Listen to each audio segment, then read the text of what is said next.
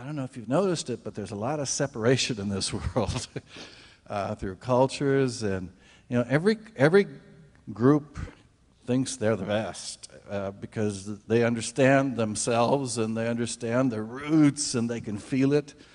My mother is Norwegian. Her parents came from Norway, and I mean, there's certain soul foods that my wife just goes.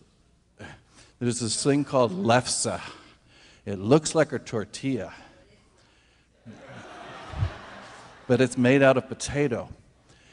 And at Christmas time, to me, it's not Christmas without lefse. You take and you heat it up and you put butter on it and sugar and roll it up, and it tastes so good. And my wife just goes like, because it looks like a flour tortilla till you taste it. And there's certain things that move us, and I like cultural things. And that's cool. I mean, francamente, en una manera soy más mexicano que noruego. I've spent more years in this part of the world relating to the people here. People from up north come down here, and I get really defensive if they get attitudes. I go kind of ballistic, and I have to kind of ease back, be cool, say, that's all right, they're ignorant, But then I hear people from here making judgments, and I'll have certain people in our church that they kind of go through it at school because their name is not Garcia or Gonzalez, and they get picked on, and I get defensive there too. So the whole idea for us coming together in a combined service, as long as we can do it, is to be able to learn to flow together. It's important. We've got to tear down some of these barriers, because when we get to heaven, it's God's kingdom, it's God's culture, and we need to practice those things right here, right now, because it will improve the world around us, and we can be, the Bible teaches us, and this is not the sermon yet, this is the little pilon, this is a little extra you're getting just for the heck of it. No. But, the Bible tells us they will know them by what?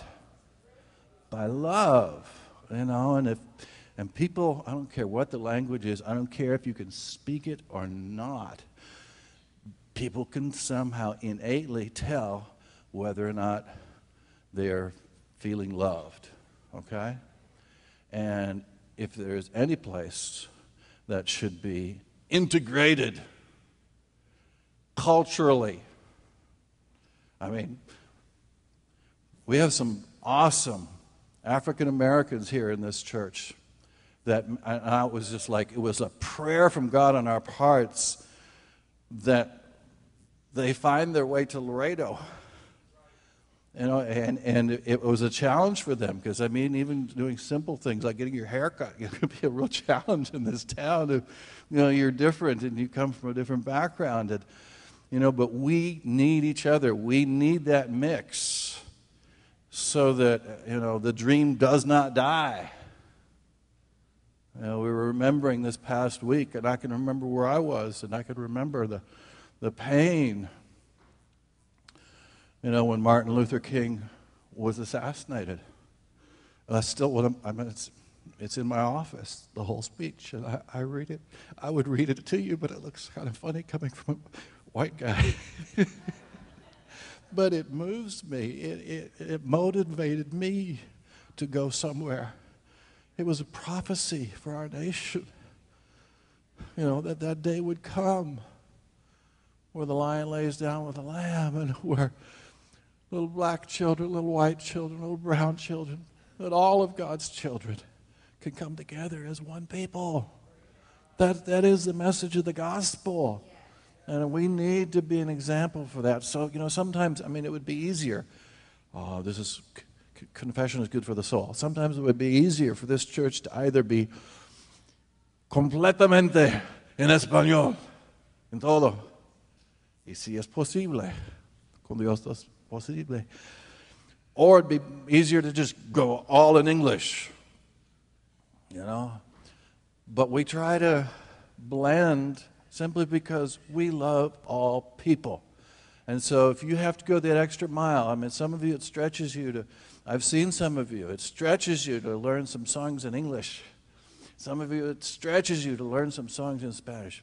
But it's good for us. Amen?